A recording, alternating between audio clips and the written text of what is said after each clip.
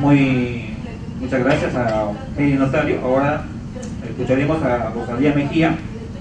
Después de este marco, ¿no?, introductorio sobre la violencia de género en la medicina general y cómo situaciones que se pasan en Estados Unidos también son muy similares en el país. Entonces, damos un fuerte aplauso a Heidi Notario para su exposición. Buenas tardes con todas y todos. En realidad muy interesante la exposición de Heidi. Nos pone en evidencia que el ser humano es el mismo, esté donde esté y diga lo que digan las leyes. Lamentablemente se producen los mismos abusos, tenemos los mismos problemas, pero todos estamos luchando para hacer un cambio. En el tema que a mí me compete, que es el tema de acceso a la justicia, quiero decirles que a partir del decreto legislativo 384 promulgado en el mes de septiembre del año pasado, se ha producido un cambio importantísimo en lo que respecta a la mirada que tienen que tener todos los operadores jurídicos en cuanto a la persona con discapacidad y su acceso a la justicia.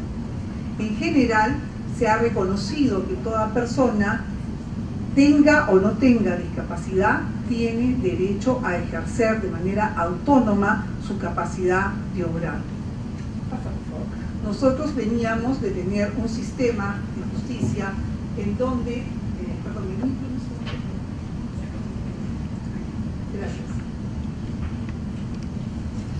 Nosotros hasta septiembre del año pasado teníamos un sistema en donde la persona con discapacidad era declarada interdicta y en lugar de la propia persona se designaba un curador que se designaba una vez y nadie lo revisaba ni revisaba sus actuaciones, y esta persona ejercía la capacidad jurídica de la persona que había sido declarada interdicta, con lo cual la persona declarada interdicta perdía su autonomía, era tratada casi como un objeto y perdía absolutamente la posibilidad de accionar directamente sus derechos y de ejercer su capacidad jurídica. Ese sistema ha sido eliminado. Entonces, adelante.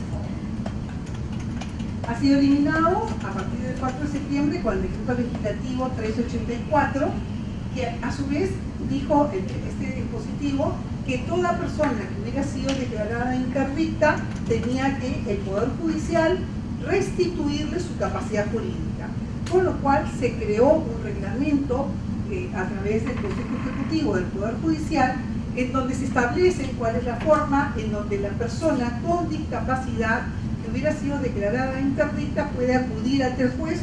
Incluso se tiene previsto que el juez llame, notifique a toda persona que ha sido declarada interdicta para devolverle su capacidad jurídica. Y solo si la persona así lo decide, puede designar apoyos. Pero ¿cuál es la diferencia? No es que cambiamos curador por apoyo. El curador sustituía a la persona con discapacidad, la persona que ejerce como apoyo es un asistente, permanece al costado de la persona con discapacidad, pero en ningún caso tiene la opción de elegir, de decidir, salvo que tenga las facultades expresamente señaladas para ello. Esta es una figura nueva que permite el acceso a la justicia de las personas con discapacidad, pero más amplio que eso todavía, permite a la persona con discapacidad ejercer por sí misma todos los derechos que le asisten en su calidad de persona humana. Hay un proyecto de reglamento que está en trámite, se debe de publicar en las próximas semanas, ya ha sido prepublicado el proyecto, lo estamos revisando, se ha sometido a consideración casualmente para permitir que todos los diferentes grupos de personas organizadas que tengan discapacidad o aquellos operadores jurídicos que trabajen en este tema puedan realizar sus aportes, porque queremos que ese documento sea un documento elaborado por toda la sociedad involucrada. De tal manera que esperemos que ese documento recoja todas estas voluntades y se regule de una manera muy precisa para restituir los derechos de las personas con discapacidad y sobre todo su capacidad de accionar al sistema jurídico. Adelante. Eso es lo que dice ahora la nueva disposición legal. La nueva disposición legal dice que toda persona mayor de 18 años tiene plena capacidad de ejercicio. Esto incluye, por si no lo habían entendido y creían que algún grupo quedaba separado, dice la norma, Esto incluye a todas las personas con discapacidad y reitera con mayor detalle en igualdad de condiciones con los demás en todos los aspectos de su vida, independientemente de si usan o requieren de ajustes razonables o de apoyos.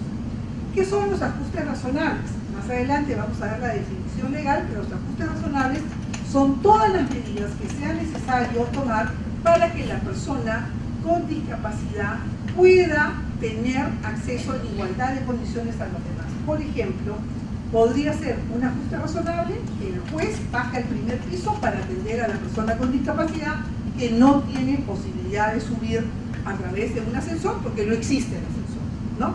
O podría ser que la persona que no tiene la posibilidad de trasladarse hasta el lugar donde tiene que hacer la denuncia, donde tiene que presentar su declaración testimonial, o porque se siente intimidada, ¿no? Porque tiene una discapacidad psicosocial y no quiere estar en un ambiente como es el ambiente juzgado, que es un ambiente hostil para cualquier persona, ¿no? Y con mayor razón para quien no es abogado, no es un litigante y no tiene por qué ir. Seguramente que habrán personas que solamente por ese medio y de pensar que tienen pegados una serie de escritorios y que hay otros que gritan en el ambiente al costado, entonces se siente intimidado y no va a poder declarar fluidamente y se señala otro lugar para que pueda hacerlo.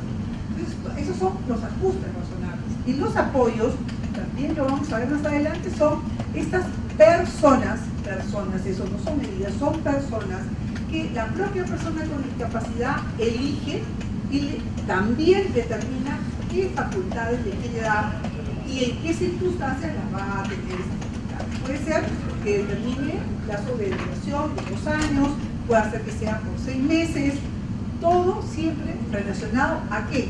A conseguir que la persona con discapacidad pueda vencer estos obstáculos, esas limitaciones que puede tener con la ayuda, la asistencia de esta persona que ha designado como apoyo.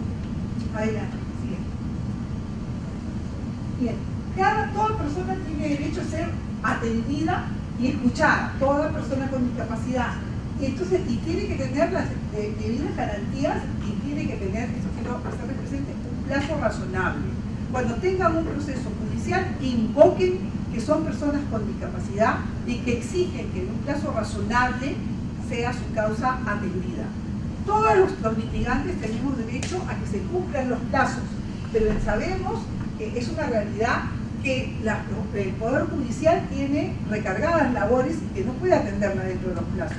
Pero la persona con discapacidad, además del adulto mayor, pueden invocar esta condición para apurar, acelerar sus causas y para pedir los ajustes del procedimiento que sean necesarios, como pueden ser un intérprete, el acompañamiento del apoyo, en una declaración testimonial, por ejemplo, se supone que la persona declara a solas.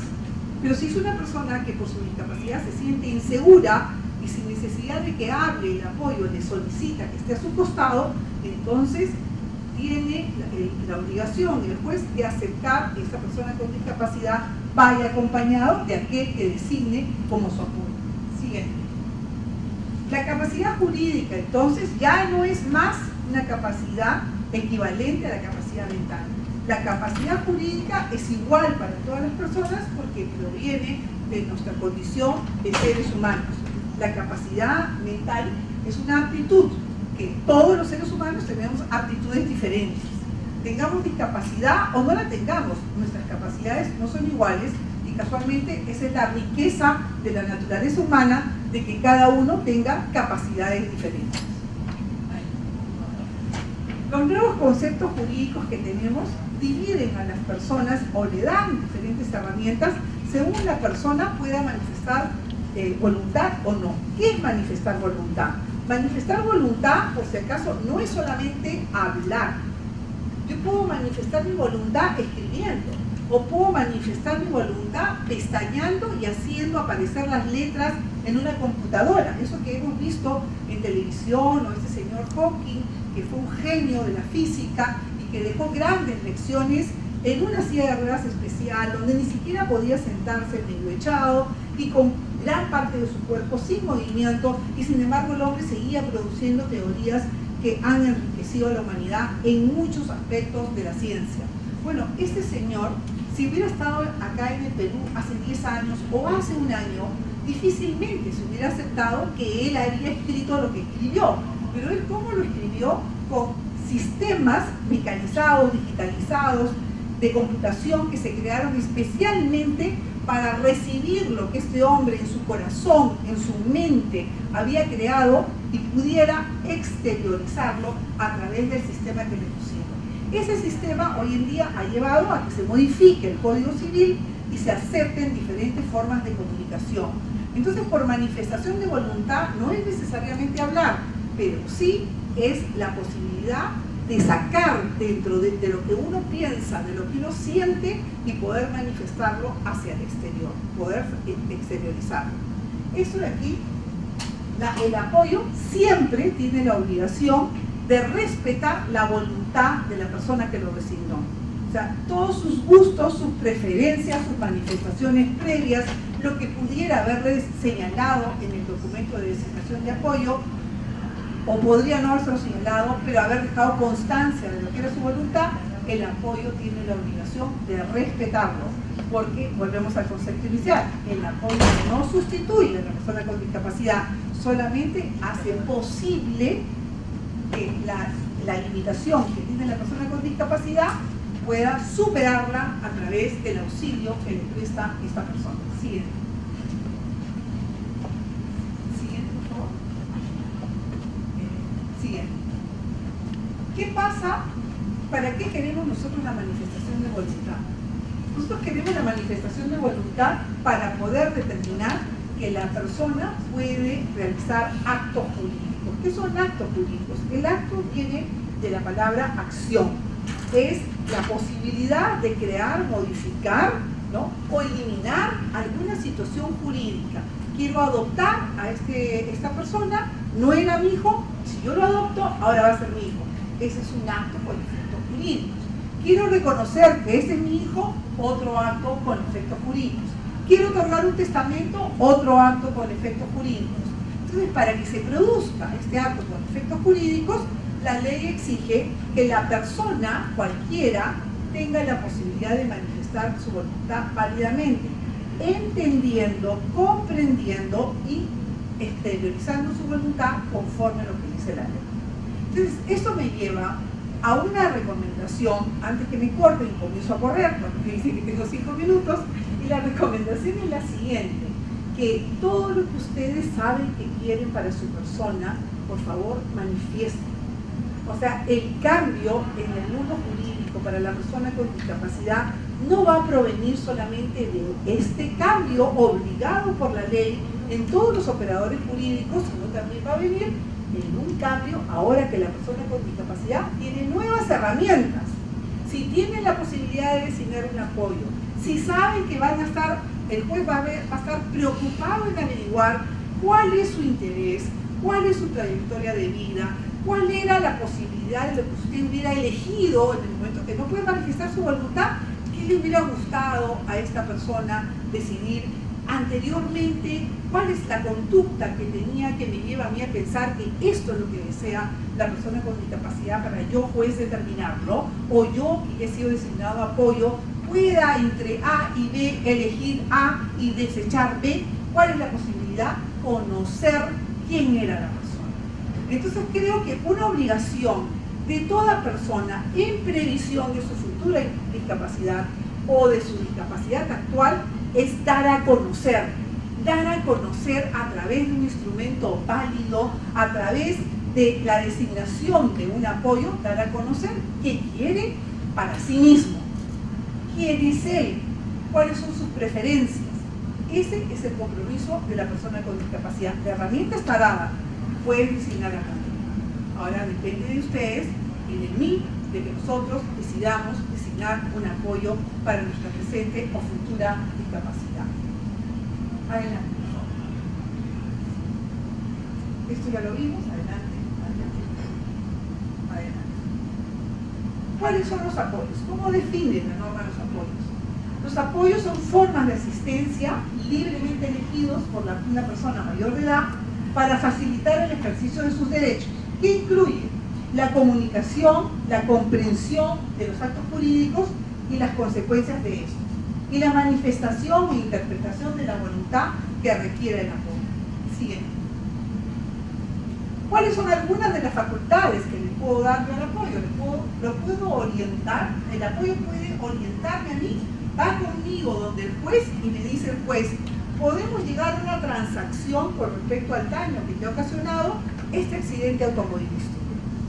Entonces me dice, si tú firmas este documento, en este momento vas a cobrar 5.000 soles, pero ya no vas a poder reclamar ni un centavo más. Esto es aquí y ahora. Pero si tú decides continuar con el juicio, no te van a pagar los 5.000 soles y vas a tener que esperar el resultado del juicio, que puede ser 2 o 3 años. ¿Quién decide? La persona con discapacidad. Ella misma va a decidir, espero o tomo la decisión ahora. Pero si el juez me lo pone, me lee artículos del Código Civil, yo sigo sin entender. Entonces, pero si yo voy acompañado de una persona que me asiste regularmente, que sabe cómo comunicarse conmigo, esa persona me lo explicará en los términos que yo entiendo, y yo no él, yo podré decirle al juez, señor juez, esta es mi decisión. Entonces, ¿qué ha hecho el apoyo? El apoyo me ha ayudado a interpretar, a conocer las consecuencias del acto jurídico que yo voy a celebrar, ¿no? Entonces, de manera excepcional le puedo dar facultades para que me represente. Una recomendación, por ejemplo, es le puedo dar facultades de representación, quiere decir que va a poder no solamente acompañarme, sino que va a poder manifestar voluntad por mí en los casos en que yo puedo prever una futura discapacidad que sea absoluta. Por ejemplo, encontrarme en estado de coma. Si yo sé que tengo problemas de presión arterial y que puedo tener un derrame cerebral en mi familia, se han visto muchos casos de eso, yo puedo prever y decir, si me ocurriera esto, lo voy a hacer. De hecho, el Alzheimer, por ejemplo, hoy día hay pruebas, unos creen que sí, otros creen que no, pero hay pruebas que determinan si tengo el gen o no. Y hay pruebas también que están en los propios hechos. Ante mí han venido como notaria personas que me dicen, mi doctora, cuando mi papá cumplió 70 años, yo vi que esto le pasó. Y mi papá siempre me decía que él vio como a mi abuelo le sucedió lo mismo cuando cumplió 70 años. Entonces yo tendría que aceptar que corro un riesgo muy grande para que cuando cumpla 70 años me pase lo mismo. Y hoy tengo 68. Entonces quiero decidir quién va a ser mi apoyo, porque yo voy a estar en esas circunstancias. O dice, a mí no me interesa que me muevan de mi casa, quiero quedarme en mi casa para siempre. Hay otras personas que, aunque les parezca increíble, dicen, yo no quiero que mis hijos, mis nietos y mi mujer me vean en un estado totalmente dependiente. No sé si desconfían de su familia, no creen en el verdadero amor de su familia, y más bien lo que solicitan es ser recluidos en un sitio donde no los va a ver su familia. En un asilo, en una casa de reposo, en cualquier cosa, pero dicen, así no quiero que me vean, ¿no? Entonces, cada quien tiene su propio deseo y se imagina su propia discapacidad o su propia situación de dependencia total de una manera diferente, y tiene sus propios gustos y tiene derecho a ser reconocido y mantenido hasta el último de sus días según lo que es su voluntad. Entonces, esto es algo que se puede hacer en la designación de apoyo, que también permite la designación de apoyo a futuro. O sea, hoy de repente estoy bien, no necesito, tengo discapacidad, pero no necesito ningún apoyo, pero en previsión de que mañana lo necesite, yo puedo designarlo por anticipado. Adelante. Adelante. Perdón, ¿la anterior? Sí. Esto es importante, la norma insiste en que siempre el apoyo debe de aplicar el criterio de la mejor interpretación de la voluntad de la persona, considerando su trayectoria de vida, las manifestaciones previas de voluntad, y escuchar a las personas de confianza para las preferencias. Puedo señalar quiénes son las personas de confianza, que pueden ser del entorno familiar o no. Siguiente. La diferencia entre apoyo y curador son que el apoyo es una designación voluntaria de la persona con discapacidad, y solo en aquellos casos en que la persona no pueda manifestar voluntad, por ejemplo un autismo severo o una persona que no tengo forma de comunicarme con ella, entonces esta persona, esa designación de apoyo lo hará el juez. En el caso del curador siempre lo hacía el juez previa declaración de interdicción.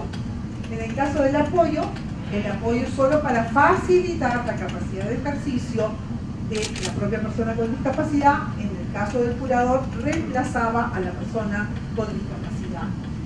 ¿Quiénes pueden designar el apoyo? Cualquier persona mayor de edad que tenga discapacidad o en previsión de una futura discapacidad.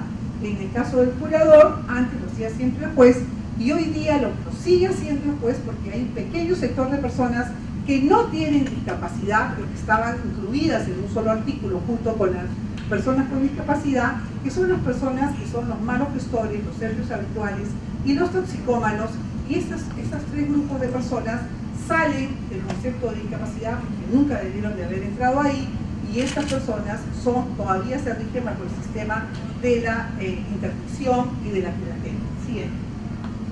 La diferencia entre apoyo y apoderado es que el poder lo puede otorgar cualquier persona y para cualquier facultad, no para el ejercicio de mi capacidad jurídica.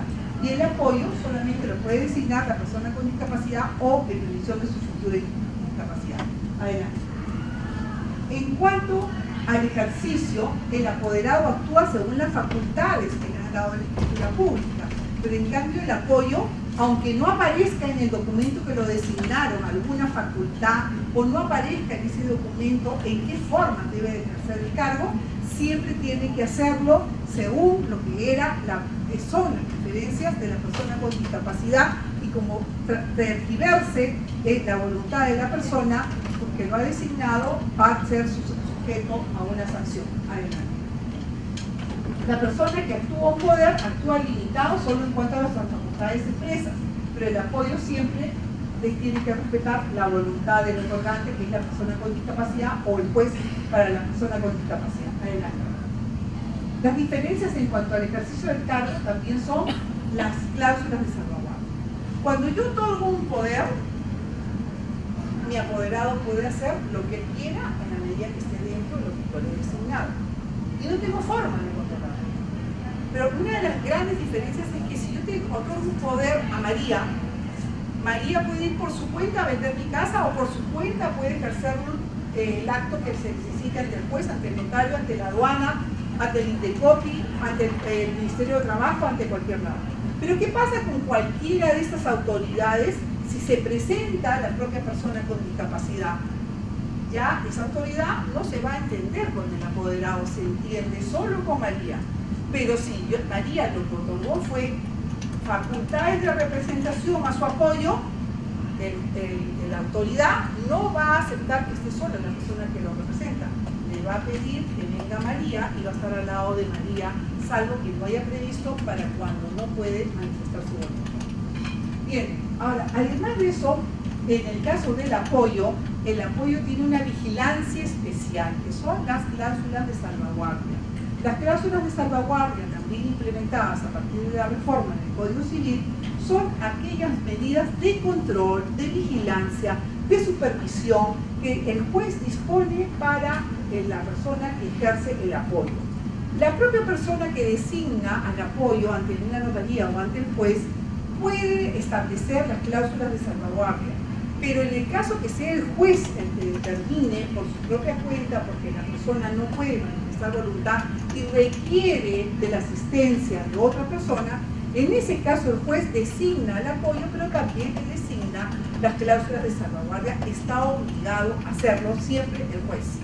A la persona con discapacidad que lo hace por sí mismo, que designa su apoyo por sí mismo, se le recomienda. ¿Cuáles pueden ser estas cláusulas de salvaguardia?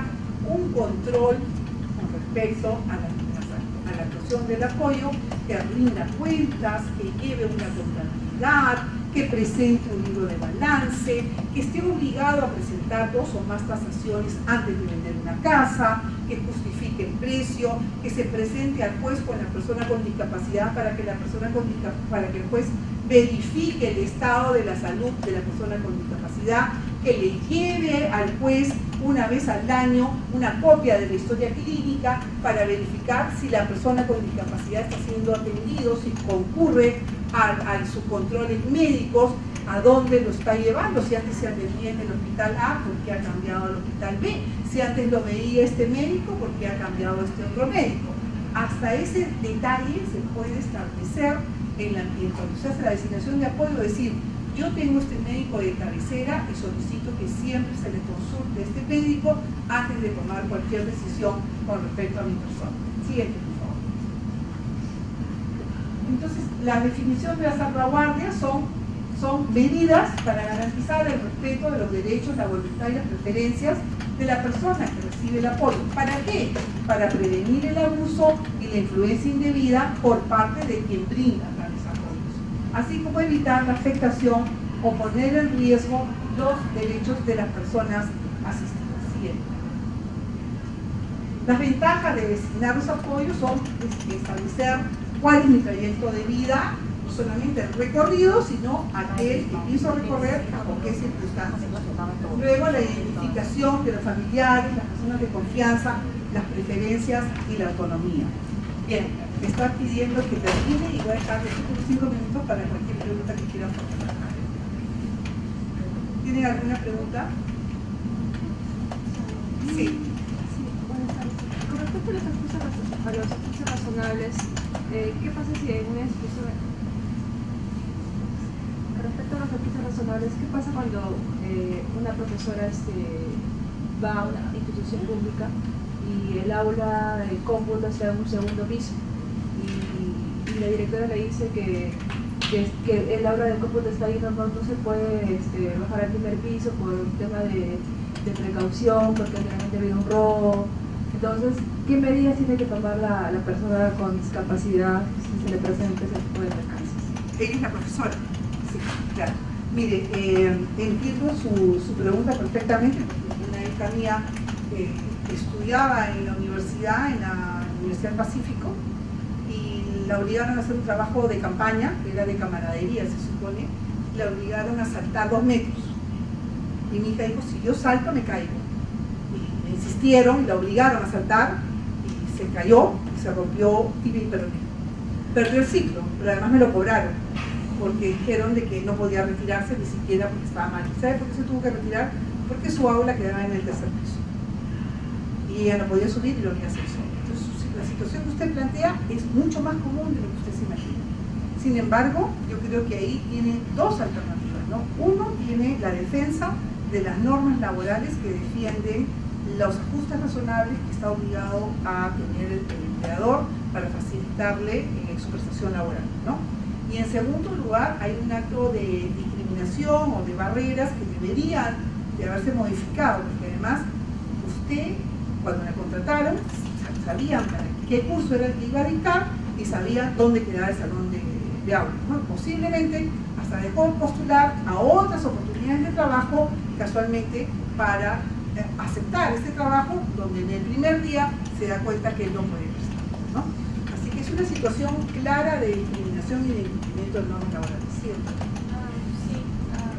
Bueno, ustedes solo añadir que en relación a la accesibilidad física de los espacios públicos es una obligación del Estado contar, ya sea con la rampa, ascensor o elevador que sea necesario. Así que por ese lado hay un cumplimiento de obligación y accesibilidad más que de adaptaciones, pero igual la negación de una ajuste razonable constituye discriminación. De ahí se puede accionar. Pero en relación a los apoyos, mi pregunta es si dentro del sistema de apoyos se puede designar solo personas naturales. De ser solo personas naturales, y si quiere designar a más de una persona, existe un sistema de prelación entre quién va primero y quién segundo.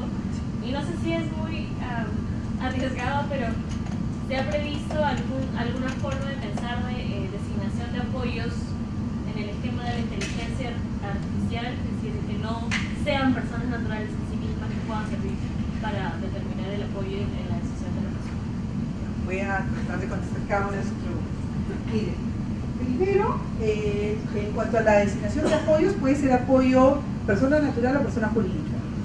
Lo que sí ha previsto la norma es que la persona jurídica sea una persona jurídica que dentro de sus objetivos esté, digamos, prestar apoyo a las personas con discapacidad, ¿no? O sea, que tenga previsto una condición, porque no puedo señalar, digamos, a un club de fútbol, porque soy hincha de ese club de fútbol y sé que ellos también me quieren a mí, ¿no? O sea, tiene que haber una cierta racionalidad en cuanto a las características de la persona jurídica. Ahora, en cuanto a la persona natural, no hay limitaciones. O sea, yo puedo tener un esposo de hace 30 años, puedo tener 5 hijos, 15 bisnietos, nietos y todo, pero yo designo mi vecina, ¿no? Porque es la que está más cerca de mí, la que siempre me ayuda, y designo mi vecina.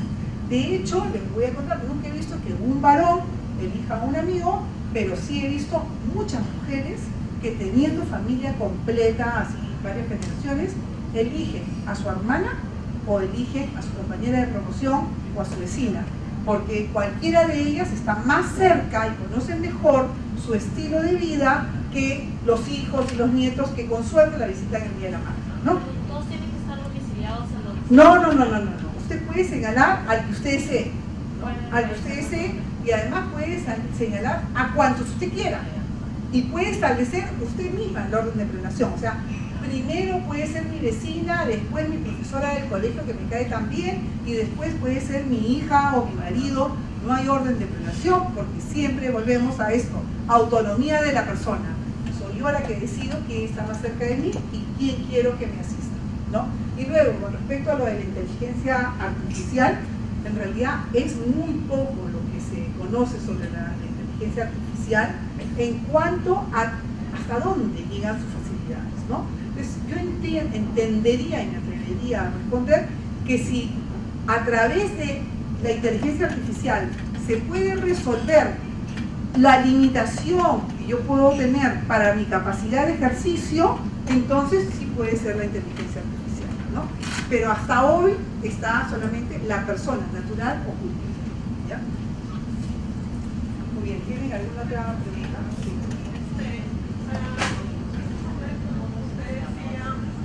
Para manifestar cuando uno tiene un problema a juez que uno es persona de discapacidad, ¿no? Pero yo digo y pregunto, ¿cómo llego yo al juez? Porque cuando yo he ido a juzgado de tránsito, le dije a su secretaria de juez en mi situación, ¿no? Que fue con AIS, y ella no me dijo que eso no tenía nada que ver, que esperara. Y yo, pero ¿cómo? Si yo he leído que por ley, en caso de Conari había que acelerar el tema. Y no, me dijo, espera que llegue el notificación abogada. O sea, la misma forma de hablar y de tratar ya pues me botó a la calle. Entonces yo le pregunto, ¿cómo podría yo llegar al juez? ¿Cómo podría hacer respetar eso que usted dice a manifestarle al juez que usted es Conari? ¿No? Otra cosita. En mi caso mío de problema de audición, yo siento que la gente quiere aprovecharse de eso. O sea, ¿qué quiere decir? No escuchaste el plazo, no escuchaste, pero si yo escucho bien, tienes razón, con mayor razón. O sea, yo uso audífonos es para mejorar tu audición, ¿no? Entonces mi problema de audición no es al 100%, sino al 50%. Le agradezco por su pregunta. Mire, voy a repetirle lo que habló Heidi, ¿no? Que en realidad... perdón, sí. En realidad el problema está más en la actitud, ¿no? Educar a esa persona que le contesta así displicentemente. Es probable que solo por el hecho de ser mujer también hubiera actuado de esa manera discriminatoria y despectiva, porque vivimos en una sociedad machista y discriminatoria, ¿no?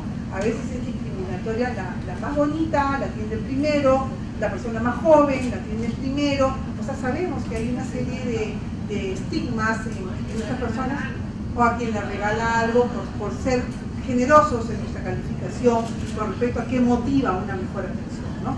Eso de ahí es una cuestión de educación, es una cuestión de actitud, pero que yo creo que con una denuncia en el INDECOPI, con una denuncia en la entidad que corresponde, se puede conseguir que vayan aprendiendo más rápido, ¿no? O sea, claro, podemos motivar que aprendan cuando reciben una multa o una sanción, ¿no es cierto? Sí. Soy María Pamari de Chusico. quisiera saber si se puede implementar en Chosica la comisaría de la mujer, porque eso no hay, solamente hay comisaría, pero hay veces los policías no te quieren atender. Y dicen, no estoy ocupado. Y uno cuando puede denunciar una denuncia, me dice, estoy viviendo de hacer un cadáver. Estoy oliendo a muerte. No me atendió. Ya, ok. A ver, perdón, me están pidiendo que nos retiremos.